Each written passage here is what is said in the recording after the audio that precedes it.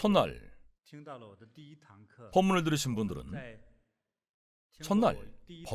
분들은 수행할 때 어떻게 자신을 관상하는지, 어떻게 광명의 상태에 들어가는지를 알고 있을 겁니다. 이러한 상태는 바로 우리의 삶, 우리의 운명, 우리의 지혜를 빠르게 변화시킵니다. 그리고 가장 중요한 우리의 건강을 되찾아줄 가장 좋은, 가장 최적의 방법입니다. 첫째 날 수업했던 수행의 길에서 일의 법문을 통해 말씀드렸듯이 어떠한 수행이든 그 방법은 수행의 효과를 최적화해 줍니다. 따라서 부처님 안에서 그것은 광명의 세상이자 자비의 세상입니다. 광명으로 인해 자비와 따스함, 평화와 사랑이 생겨납니다. 부드러움, 배려, 지혜, 나아가 강력한 인내와 창의력도 생겨납니다. 수많은 의사 중에 훌륭한 의사나 과학자를 보면 부모가 어떠한 병에 걸리자 그로 인해 자극을 받고 결심한 사람이 많습니다. 최고의 의사가 되겠어. 심장병을 고칠 약을 발명할 테야. 암을 없앨 약을 만들겠어. 에이즈를 치료하겠어. 사실 많은 과학자들은 이렇게 만들어집니다. 이 모든 것이 자비와 사랑을 통해 만들어진 창조력입니다. 자비는 많은 것을 가능하게 합니다. 인내도 있습니다. 인내 알죠? 인내심.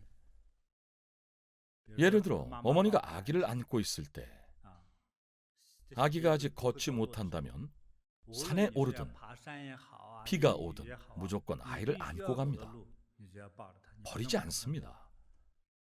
젊은 아가씨들이 일단 아기를 낳아 엄마가 되면 어마어마하게 강력한 숨은 능력을 발휘합니다. 인내심, 참을성, 고통을 견디는 힘, 체력, 창의력, 모든 것이 강력해집니다. 부모가 돼서 그렇습니다. 그러니 자식의 입장에서 볼 때 부모는 사실 대자대비하신 분입니다. 적어도 자식들에게 있어서는 말입니다. 자비를 배운다는 것 결코 먼 곳에 있지 않습니다. 부모의 모습에서 배울 수 있습니다. 상식적인 부모를 말하는 겁니다. 물론 좀 특이한 부모도 있습니다. 자식은 별로 치장을 안 하는데 60, 70세가 넘은 어머니가 요란하게 화장을 하고 다니는 경우도 있습니다. 이런 건 개별적인 특성이고 대다수의 부모는 선하고 자비롭습니다. 자비는 생각지도 못한 수많은 긍정적인 것들을 만들어냅니다. 자비의 좋은 점은 우리가 조금만 배우고 실천하면 삶 전체를 변화시킨다는 것입니다. 인내는 성공한 이들이 가진 가장 중요한 요소입니다. 아무리 똑똑해도 인내심이 없으면 성공할 수 없습니다. 자비는 인내심을 키워주고 창의력을 생성시키고 결속력을 다져주며 리더십을 키워줍니다. 실로 무한합니다. 수많은 긍정적인 것들을 가져옵니다. 그리고 표현력도 향상됩니다. 불법을 수행해 진정으로 자비로운 사람이 되면 만일 말하는 것을 싫어하는 사람이 선생님이 됐다고 합시다. 말을 안 하면 학생들이 배울 수가 없습니다. 그래서 선생님은 반드시 말을 하고 수업을 해야 합니다. 그냥도 아니고 잘해야 합니다. 그래야 학생들의 이해를 할 테니 말입니다. 말을 안 하거나 강의를 안 하거나 잘 못하면 알아들을 수가 없습니다. 이럴 때 자비는 훌륭한 표현력을 가져다 줍니다. 자비를 통해 광명이 생겨나면 신광명, 심광명, 식광명을 얻습니다. 식광명, 진정한 인식의 광명은 큰 지혜입니다.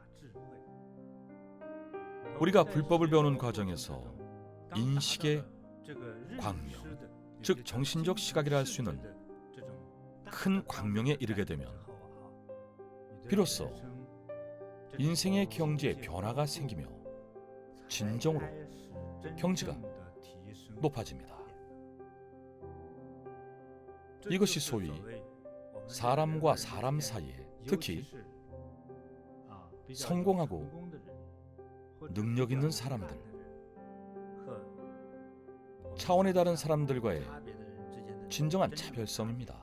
정신적 경지가 다릅니다. 따라서 식광명에 도달하거나 혹은 식광명이 시작되면 가장 먼저 마음이 큰 사람, 마음이 넓은 사람이 됩니다. 많은 일들이 예전이었다면 작은 자극이나 별것도 아닌 것에 연연해하며 잊지 못해 매일 고통을 받았습니다. 쉼없이 번뇌를 되새겨 진정 번뇌로 만들었습니다. 마음이 큰 사람은 일반적으로 털털하고 속도 없다고 표현합니다. 어제 싸웠는데 오늘 만나면 안녕, 좋은 아침 하면서 인사를 합니다. 사실 이런 스타일은 외교나 영업에 능합니다. 이웃이랑 싸웠다고 민망해서 영업을 못한다면 골치 아픕니다. 그래서 마음이 큰 사람들은 어제 싸웠어도 오늘 또 만나 친구라면 같이 밥 먹고 술 마십니다. 영웅들이 대부분 이렇습니다. 큰 마음은 아주 중요합니다. 대자대비를 깨우치면 정신세계가 확장되기 때문에 큰 마음을 가질 수 있습니다. 우리가 자비를 조금만이라도 배우고 실천하면 우리의 삶 전체가 변화합니다. 자비는 수많은 긍정적인 것들을 가져옵니다. 이렇게 자비를 통해 광명이 생겨나면 우리는 비로소 신광명, 심광명, 식광명을 얻습니다.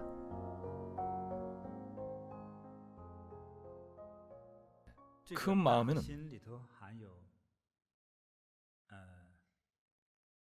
시공을 초월한다는 의미를 포함합니다.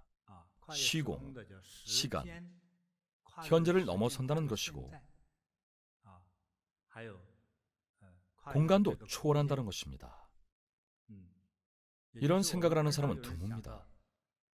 예를 들어 오늘 한 젊은이를 만났습니다. 젊은 사람들은 한참 클 때 미운 오리새끼처럼 못생겼잖아요.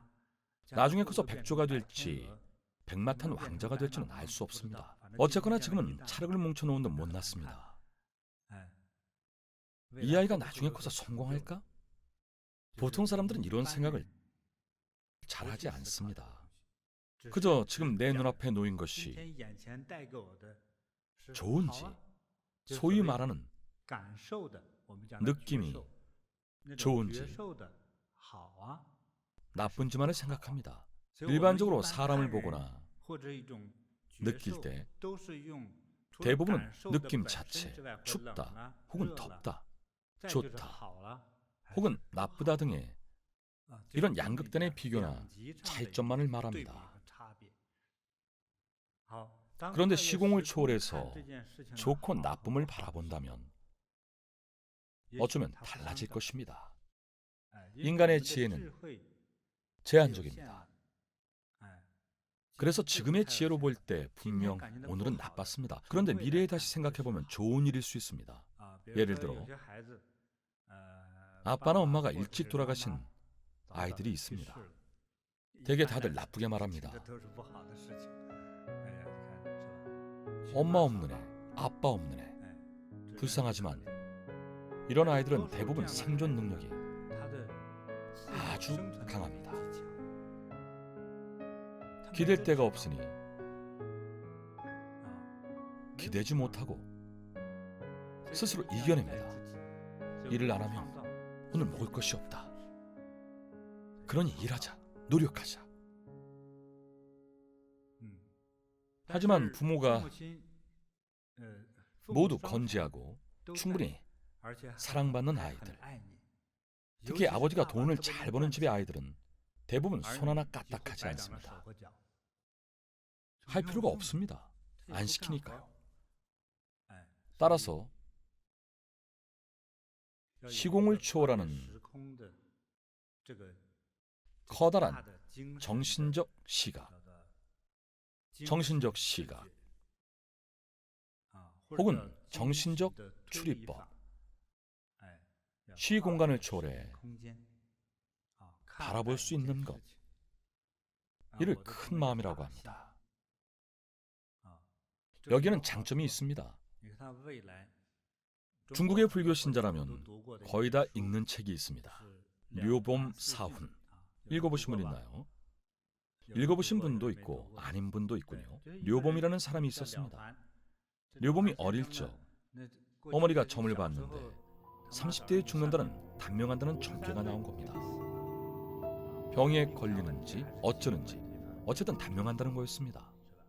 료봄은 운명을 바꾸고자 덕을 쌓고 선행을 베풀었습니다. 타고난 운명은 나쁠지라도 머리가 좋아 공부를 잘했습니다. 과거의 급제에 진사가 되고 관직에 올라 덕을 펼쳤습니다.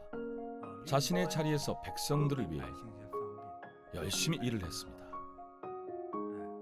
재난이 발생하면 국고를 열어 백성을 살리고 가난을 구제했습니다. 이렇게 큰 덕을 쌓았습니다. 그래서 료봄은 7, 80세까지 살았고 자녀도 많아 다복했습니다. 이것이 바로 운명을 바꾸는 방법입니다. 큰 자비에 마음을 갖고 그 마음으로 실천해 덕을 쌓고 선을 행하는 것입니다. 점쟁이 여럿을 찾아갔지만 다들 일찍 죽을 거라고 했는데 말입니다.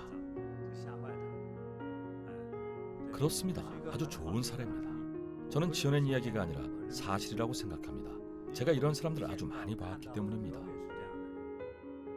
물론 오늘 우리가 이야기하려는 것은 수행 과정에 세 가지 광명에 관한 개념입니다. 광명은 자비에서 온다고 했습니다. 자비는 특별하고 우수한 능력을 아주 많이 생성해내기 때문입니다. 오늘은 시공을 초월해서 사람과 일을 대하는 큰 마음을 이야기했습니다. 일찍 부모를 여인 아이는 가련하지만 대신 일찍 처리됩니다. 날이 밝고 해가 중천에 뜨도록 자는 일도 없습니다. 일찍 일어나 일을 합니다. 커서 큰일을 이루든 그렇지 않든 적어도 이 세상에 잘 적응해 스스로 개척해갑니다. 누군가 살아남는다면 바로 이 아이들일 겁니다. 생존력이 강하기 때문입니다. 부잣집 아이들은 그렇지 않습니다. 손 하나 까딱 안 하고 머리도 쓸 필요가 없습니다. 돈을 버는 힘든 일은 아빠가 대신해주고 집안일은 엄마가 다 해주고 심지어 숙제도 누군가가 도와줍니다. 그래서 작은 스트레스도 못 견딥니다. 그러다 보니 부잣집 아이들은 커서 직장에서 밀려납니다. 실업률도 높고 이혼율도 높습니다. 스스로 몹시 연약하고 단점도 많습니다. 상대에게 맞춰주는 것도 모르기 때문입니다. 그래서 이혼하기가 쉽습니다. 상대방의 단점을 그냥 넘어가지 못하고 자신 역시 단점투성이라서 그렇습니다. 부유하게 자랐기 때문입니다. 가난한 집 아이들도 단점이 있습니다. 돈을 쓸 줄 모릅니다. 여자친구에게 장미꽃을 줄 때 반송이만 줍니다. 세 송이를 사려면 하루 일당이 다 나가니까요. 그 반송이도 남이 버린 걸 다시 주운 겁니다. 농담 같으시죠? 실제로 있습니다. 청혼을 하면서 가짜 다이아몬드 반지를 줍니다. 진정 사랑한다면 상관없습니다. 어찌되었건 이런 아이들은 돈을 몹시 아끼지만 부지런하고 능력있고 성실합니다. 다만 좀 인색합니다. 인색하다는 게 뭐죠? 구두쇠라는 겁니다. 구두쇠의 뜻은 아십니까? 구두쇠, 돈을 못 쓰는 사람입니다. 그 누구에게도 못 씁니다. 여자친구에게도 돈을 안 쓰는데 누구한테 쓰겠습니까? 평생 투자도 안 하고 온몸에 돈을 두르고 다닙니다. 이런 사람이 있습니다. 시공간을 초월하여 사고하고 현재의 좋고 나쁨을 꿰뚫어 보아야 합니다. 시공간을 초월하여 바라볼 수 있어야 비로소 우리는 큰 마음, 큰 지혜를 얻습니다.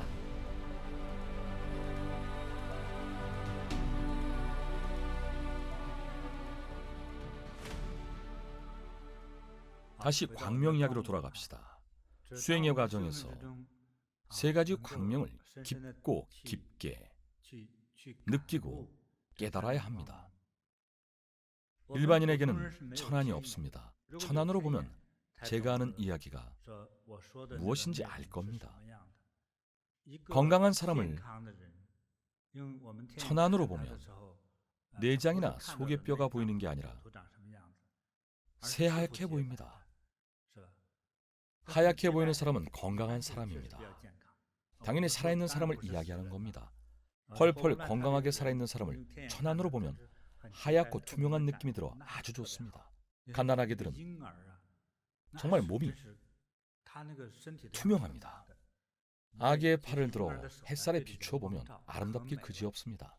천안으로 보면 햇살이 비춰 붉게 보이는 그런 것이 아니라 촉촉하고 아름다운 모습이 보입니다. 지금 말씀드리는 것은 신광명입니다. 수행을 하면 몸이 갓난아기의 몸처럼 투명해집니다. 도교의 창시자인 노자도 이렇게 말했습니다. 갓난아기의 특징이다. 어떠한 특징일까요? 바로 본인의 참되고 순수한 마음, 가장 건강한 특징입니다. 아기는 감정이나 질병 혹은 그 어떠한 것으로도 오염되지 않았으며 나쁜 습관도 없습니다. 그래서 아기들의 눈은 맑고 투명합니다. 얼마나 깨끗합니까? 우리 눈은 어떤가요? 서로 한번 보십시오. 눈이 반짝이는 사람도 있습니다. 그런데 쥐처럼 반짝반짝 여기저기 둘러보느라 번쩍입니다. 마음과 정신이 안정적이지 못해 얼음 위에서 굴러다니는 수은과 같다고 합니다. 서로 눈을 한번 보십시오. 대부분은 눈이 탁하고 흐릴 겁니다. 눈이 어디 있는지도 못 찾겠습니까? 흐리멍텅한 눈은 정, 기, 신이 소진돼서 그렇습니다. 수행을 하면서 눈의 빛과 색이 아기와 같아지면 내면의 세계가 순수하고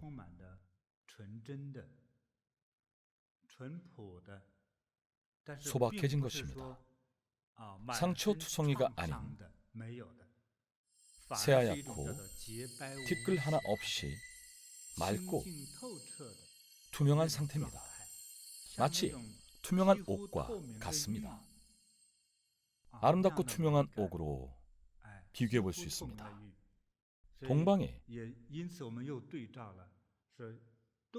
유리세계, 약사불과 약사불의 세계는 어떠한 상태입니까? 유리와 같습니다.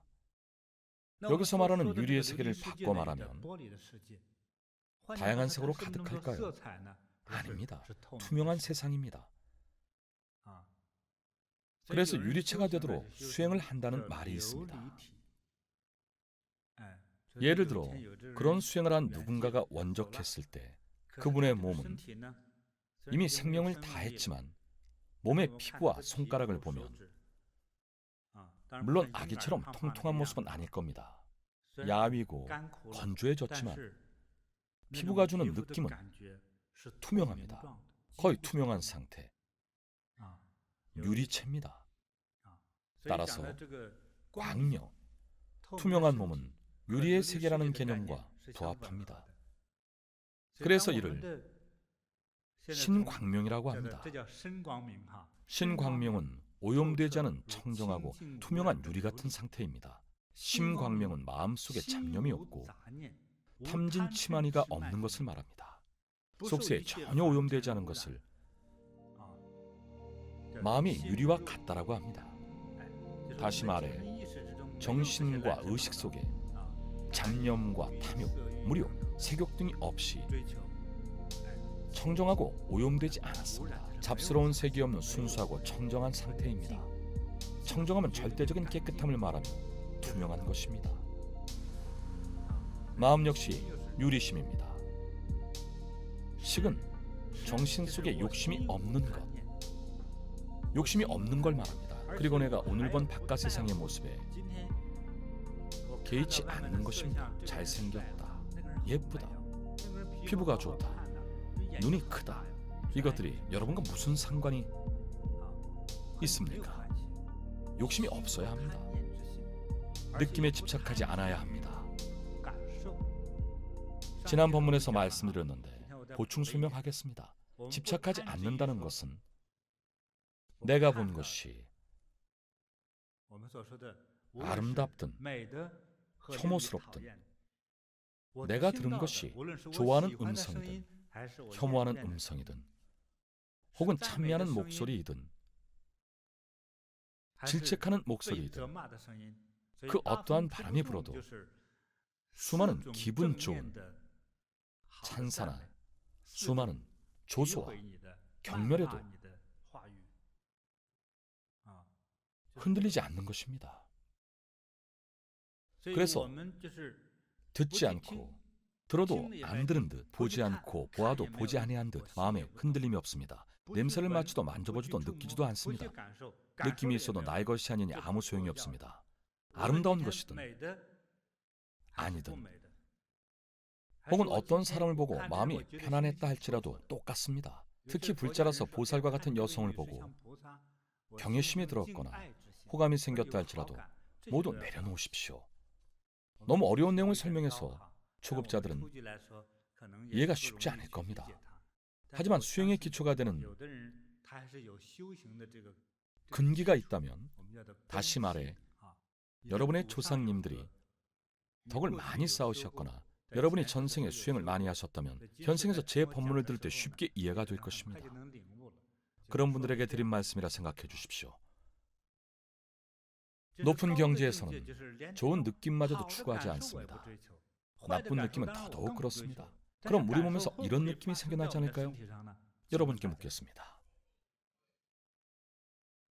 여러분 앞에 놓인 난이 마음에 드시나요? 마음이 동하셨죠? 이 보살상이 마음에 드시나요? 또 마음이 동하셨네요. 같은 이치로 오늘 내가 보고 듣는 좋고 나쁜 것들, 수용하고 싶거나 배척하고 싶은 모든 것들을 비워야 합니다. 그렇다면 억지로 밀어내야 할까요? 아니면 들여놔야 할까요? 밀어내지도 들여놓지도 마십시오. 없는 것으로 치십시오.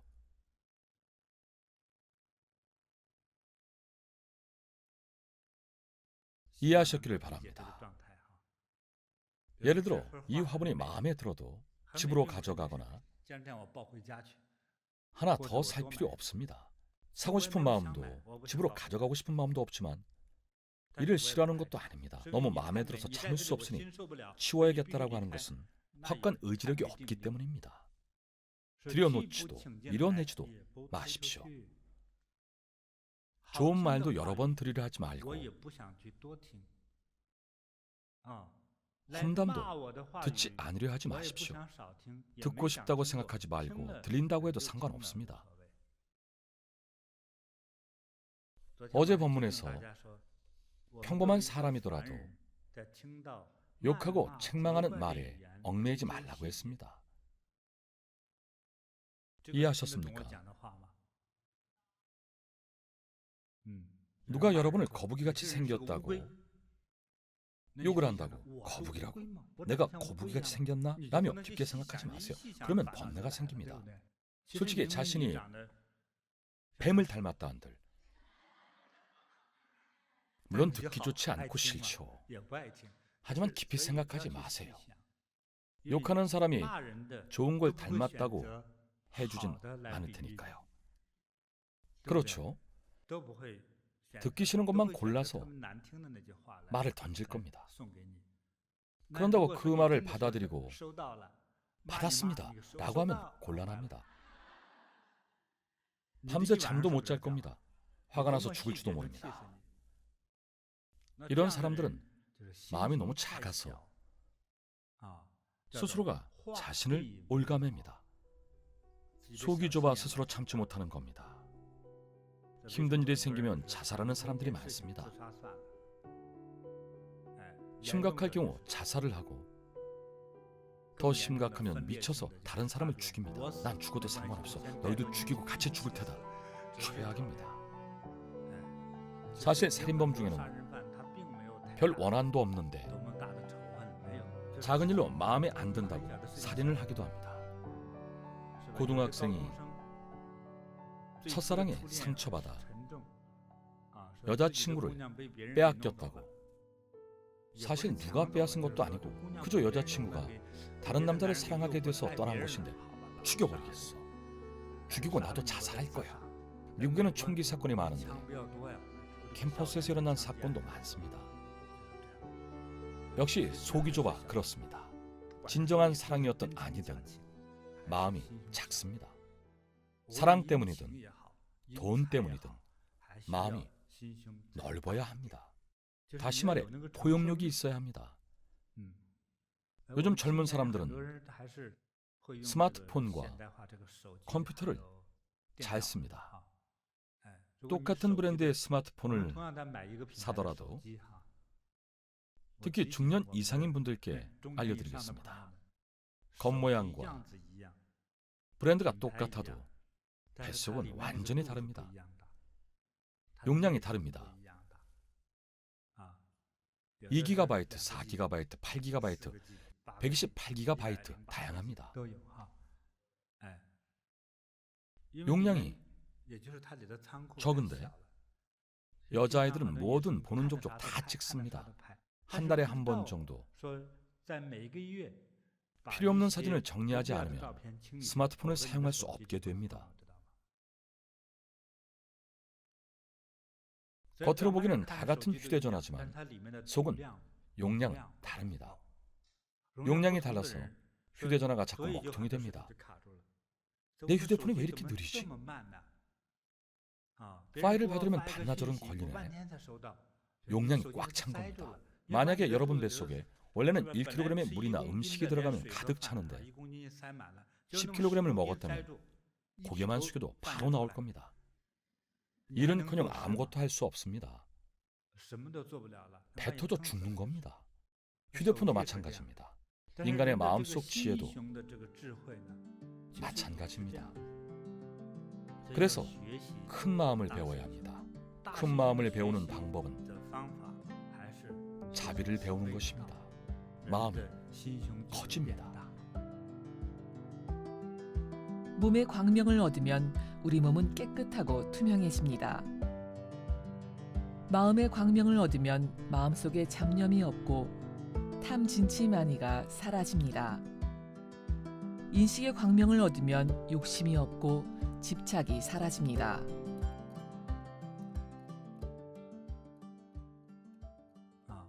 자비를 자세히 봅시다. 혹시 자신의 마음속 용량을 키우고 싶은 분 있으신가요? 손 들어보세요. 봅시다. 배우고 싶나요? 보시부터 시작하세요. 여러분은 다 소인배입니다. 미안합니다. 화가 나서 당신도 소인배야 라고 하고 싶으시죠? 괜찮습니다. 서로 욕해봅시다. 인연이 있으니 괜찮습니다. 큰 마음을 갖고 싶고 작은 부자에서 큰 부자가 되고 싶은 분들은 모두 어떻게 해야 한다고요? 보시를 해야 합니다. 인간의 모든 행위는 거의 다 얻기 위함입니다. 대학에 진학할 때도 대학을 졸업하고 변호사가 되면 돈을 많이 번다고 하니 법대에 가야지라고 합니다. 치과 의사가 돈을 잘 번데 치의대를 가야지. 난 주식하고 싶으니 금융학과에 갈래. 다들 대학 들어가기 전부터 부모는 물론 자신도 뭐가 돈이 되는지 알아보고 다니지 않습니까? 이 모두가 얻기 위함입니다. 모두가 얻기를 원하는데 문제는 팔자에 없다는 겁니다. 남들은 뚱뚱한 놈도 못생긴 놈도 돈만 잘 버는데 말입니다. 어쩌겠습니까? 그들은 용량이 큰 겁니다. 어쩌면 전생의 공덕이 커서 큰 마음을 가진 것일 수도 있습니다. 눈엔 보이지 않습니다. 그저 그가 이룬 것만 보입니다. 저 빌딩 몇 채가 저 사람 소유라는 것만 보입니다. 이룬 자들은 쉽게 이룬 것이 아닙니다. 어떠한 시기이든 출중한 사람들은 다들 대단한 사람들이고 영웅입니다. 영웅의 가장 큰 차이점은 큰 마음입니다. 보통 사람으로서 어떻게 해야 더욱 지혜롭고 나아질 수 있을까요? 지혜롭고 용량이 큰 사람, 지금보다 부귀하고 지혜롭고 복된 사람, 머리도 더 좋아지는 방법은 보시에서부터 시작합니다. 이 구체적인 방법은 제가 아니라 석가모니 부처님께서 알려주신 것입니다.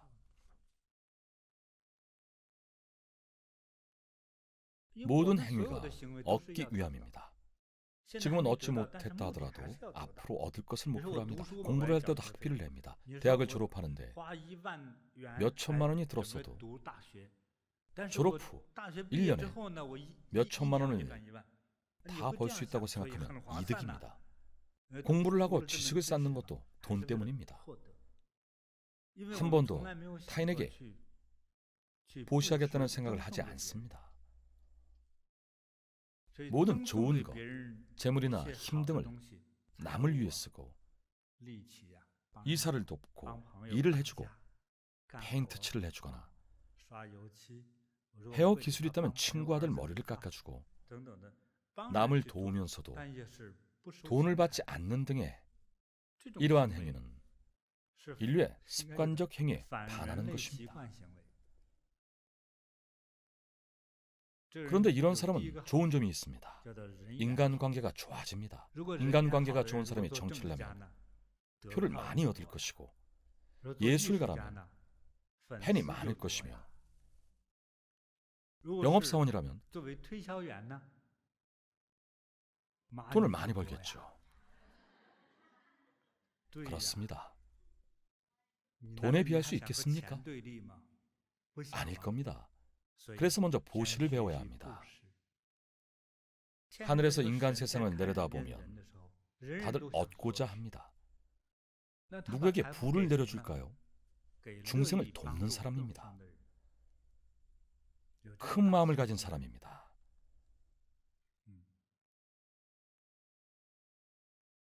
따라서 이 점을 배우기 바랍니다. 모든 것을 얻으려고만 할 때는 마음이 초조하지만 보시를 하고 나면 마음이 편안해집니다. 자연스레 그런 느낌을 받습니다. 남에게 무엇을 주면 자신의 마음이 더 즐겁습니다. 생각해 보십시오. 친구에게 선물을 줄 때, 마음이 어떻습니까? 슬픕니까? 기쁩니까? 좋은 것을 친구에게 줬더니 슬프더라는 사람이 있나요? 남자가 자기 여자친구를 남에게 준다면 아주 슬프겠지만 이런 건 어쩔 수 없는 상황입니다. 보통은 진심으로 선물할 때 기쁩니다. 그런데 진심으로 보시를 하고 가난한 사람을 도우면 마음속의 기쁨은 결혼을 할 때보다 큽니다. 결혼할 때 기쁘셨나요? 대답을 안 하는군요. 억지로 했어요 라고 하는 분도 있네요. 대부분은 결혼할 때 기뻐합니다. 보시를 하는 것, 특히 가난한 이에게 보시를 하면 보시를 한 사람 스스로가 매우 큰 기쁨으로 충만해집니다. 전에 없던 기쁨입니다. 이때의 기쁨은 진정 마음속으로부터 우러나는 기쁨입니다. 불교에서는 이러한 기쁨을 법피라고 합니다. 진정한 법피는 선수행을 통해 얻는 미묘한 기쁨이며 자비의 마음이 상승함으로써 얻어지는 기쁨이고 번뇌 속에서 깨달음을 얻어 생겨나는 기쁨입니다. 이것이 법피입니다. 그런데 보시 역시 법피라 할 수 있습니다. 평범한 사람이 해탈을 향해 나아가는 첫 발을 내디딜 때 생기는 기쁨이므로 이 역시 법피라고 합니다. 이는 자연의 이치를 초월하는 것이자 속세를 초월하는 기쁨입니다. 따라서 이러한 기쁨을 얻는 자는 건강을 얻고 병이 낫고 재난을 피하며 길상해집니다. 보시를 자주 하는 사람의 기쁨, 그 미묘한 기쁨이 행복을 가져오며 신조차도 그를 찬미합니다. 원래 교통사고로 죽을 운명이었던 사람도 자비의 마음으로 보시를 하며 하늘이 이 사람은 앞길이 밝으니 내가 보호해준다 라고 합니다. 그래서 사고가 나 차는 엉망으로 다 부서졌는데도 혼자 차에서 기어 나오는 사람이 있습니다. 밴쿠버의 한 사람이 3개월 전에 여행을 갔습니다. 그때 난 사고는 현지 뉴스에까지 나왔습니다. 튼튼한 독일차를 타고 있었는데 차가 뒤집혀 폭발했습니다. 그런데 폭발하기 몇 초 전에 차에 눌려있던 마지막 한 사람까지 구해내자마자 차가 폭발했습니다. 미국 뉴스에 나왔습니다. 그런데 외상만 조금 입고 가장 심하게 다친 사람은 뼈가 좀 부러진 게 다였습니다. 현지인들은 다들 이렇게 큰 사고가 나면 사람은 다 죽는다며 난리였습니다. 차에 타고 있던 3명 중에서 1명만 중상으로 뼈가 부러졌는데 지금은 다 나았습니다. 다들 수행을 하는 분들이라 공덕을 많이 쌓은 덕입니다. 보시를 해서 스스로 법피가 충만해진 사람은 하늘도 보호해 줍니다. 보시는 재앙을 물리치고 악업과 악업으로 인해 생길 재앙을 소멸시키는 최적의 방법입니다. 모든 것을 얻으려고만 할 때는 마음이 초조하지만 보시를 하고 내어주고 나면 마음은 편안해집니다. 남에게 무엇을 주면 내가 더 즐거워집니다.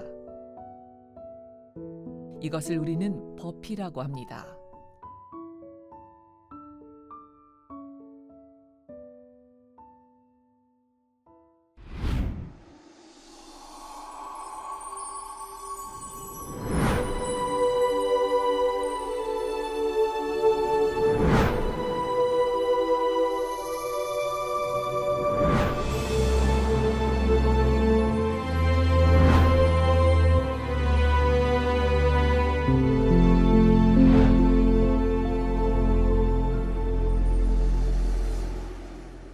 저는 경주에 살고 있는 손명숙 보살입니다.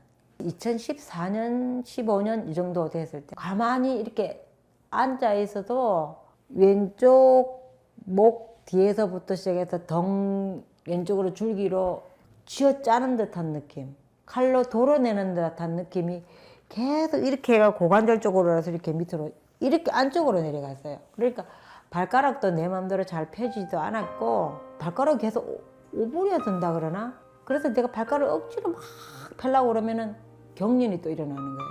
점점 시간이 갈수록 지인들도 섬을 비웠었어? 하고 물을 정도로 왼쪽 다리가 많이 힘이 없어지고 정말 가다가 넘어지는 게 일쑤였어요. 그러던 가운데 2020년도 11월 말쯤 돼서 넘어졌어요. 넘어지고 딱 땅에 부딪히는 순간에 이거 내가 무슨 일이 났다는 순간 직감이 들더라고요. 관절 자체가 아예 부러져 버린 거예요. 나중에 눈을 떠보니까 병실이더라고요. 그래서 이제 선생님이 하시는 말씀이 핀을 4개를 박았다. 1년을 이렇게 있어야 되고 21년도에 핀을 뺐는데 핀을 빼고 자를 해도 너무 힘든 거 아픈 거예요. 아예 이 발을 왼쪽 발을 떼지를 못하겠더라고. 이 발을 내딛고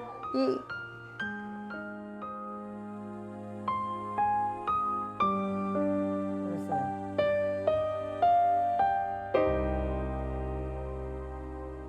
그래서 뇌에서부터 정말 발끝까지 다 검사를 다 하니까 선생님 하시는 말씀이 목이다. 언젠지 모르겠는데 이 목뼈 중에 하나가 다쳐서 뼈가 움직여서 신경에 붙어서 지금 이런 현상이 오고 있다. 수술을 하면은 제가 그럼 나설 수 있나요? 하고 이제 여쭤봤더니 안 돼요. 위험해요. 죽고 싶어요? 죽고 싶어요란 말은 너 죽으라는 말로 들리더라고요. 그래서 제가 소리를 못하고 그냥 가만히 있었습니다. 그냥 그렇게 사시면 안 되겠어요. 그렇게 말씀을 하시는 거예요. 그래서 예? 목이 문제라서 목 뒤에를 개복을 해서 수술을 해야 되는데 그거는 되는 순간에 잘못되는 확률이 굉장히 많대요. 그렇기 때문에 이제 앞에 목에서부터 가슴을 완전히 열어가지고 갈비뼈도 완전히 열어서 이제 뼈를 다시 맞추겠다는 말씀이죠. 너무 힘들 것 같고 수술을 하면은 목을 고정을 시킨대요. 좌우 하는 것도 몸을 같이 움직여서 봐야 되고 이렇게 설명을 하시기도 하고 그런 불편함을 저는 견딜 수 있다. 그럴 수 있으면 견딜 수 있다고 말씀을 드려도 당신이 권하고 싶지 않으시대요. 하늘이 무너지고 아무것도 생각이 안 났어요. 집에 와서 얼마나 울었는지 몰라. 식구들 보게 울면은 가족들이 너무 힘들어할까봐 이불을 뒤집어 쓰고 내가 이불을 입속에 넣고 얼마나 소리를 내서 울었는지 몰라요. 21년도 12월 제가 8개를 시작을 했죠. 처음에는 제가 8개를 하는데 정말 너무 힘들었어요. 허리도 끊어질 것 같고 다리도 떨어져 나갈 것 같고 이 목도 그냥 뒤에서 그냥 누가 쳐 짜는 듯이 아프고 오른발을 뛰면 왼쪽 발은 끌려오고 오른발을 뛰면 왼쪽 발은 끌려가고 이렇게 8개를 했어요. 하니까 한 달 정도 다 돼가지고 하는데 아는 지인 집에를 이제 무슨 서류 관계 때문에 가게 될 일이 있는데 그 집에 가면 항상 제가 이렇게 벽을 이렇게 짚고 올라갔거든요. 내가 아무것도 안 잡고 내 다리로 탁 들어가 씩씩하게 계단을 쫙 올라가니까 야, 니 뭔데? 야, 다리가 무슨 니 튼튼해졌다 이 소리를 하는 지인들이 그런 소리를 참 많이 들었습니다. 처음에 이제 제가 9, 10이었던 게 이제 8로 내려가고 7로 내려가고 이렇게 내려가지 하잖아요. 그러니까 아이 뭐 지금 이 정도 같으면 4, 3, 3, 4.